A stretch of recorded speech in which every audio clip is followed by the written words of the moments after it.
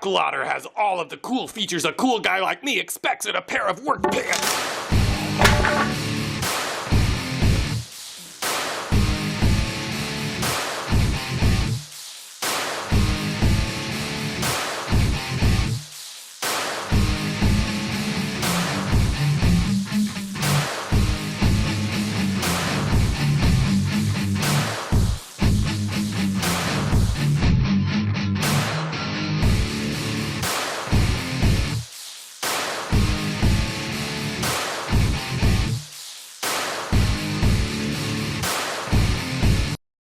Even if you have a complete, fully stocked workshop, at some point or another, you're going to need a pair of sawhorses. So today I'm going to make a couple of really simple ones. And really all a sawhorse is just a portable workbench. One of the cheapest ways to make it is by buying these types of clamps.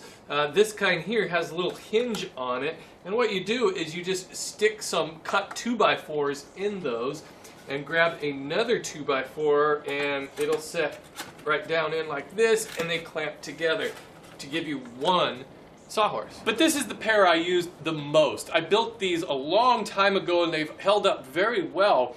They're pretty strong, they're reinforced, and they've got a shelf on them. But to tell you the truth, I really don't like that shelf down there because it kind of makes these hard to move. When I go to grab it, that shelf is always banging me on the leg there. So I'd like to make a new pair of sawhorses that are sturdy, but without the shelf. Whatever kind you get or make, they always come in pairs because one sawhorse alone is not very useful. With two of them, you can put a board, an old door, anything across it, and have yourself an instant workbench. I'm going to use 3 2x4s to make all 8 of the legs. And I'm going to do this entire project using my miter saw. I'm going to set my miter saw at 22.5 degrees. It's got a positive stop there. And I'm going to make all these cuts with the board on its edge. With that 22.5 degree miter there, I'm just going to slide my board up to a mark I've made at 30 inches, and I'm going to make another cut. And now all I need to do is make 7 more of those, and to do that I'm just going to make sure that one end is flush on the board I just cut and line this one up so I can cut it the same length. And yeah, that's not the most accurate method of making these all the same length, but it's close enough for sawhorses, I think.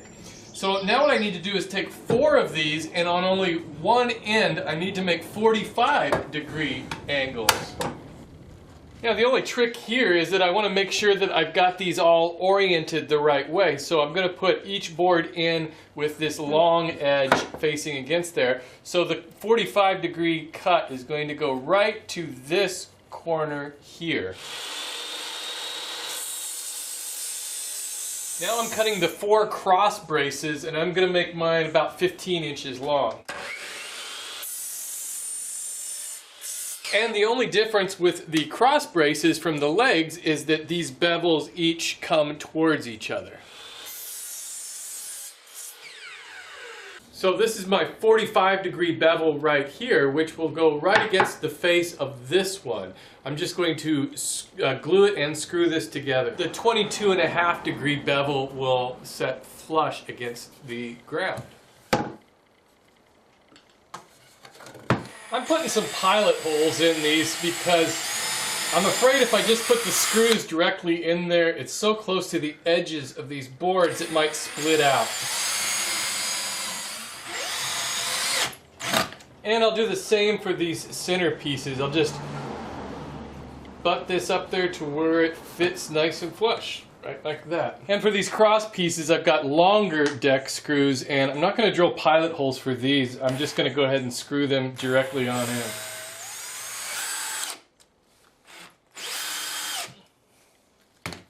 I cut one 8-foot 2x4 in half, so I have 2 4-foot pieces, and they'll go on like this. I don't want it to go right to the edge. I think I'd like a little bit of an overhang on it.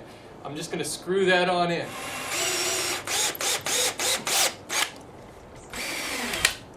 And I've cut a smaller piece to act as a center brace.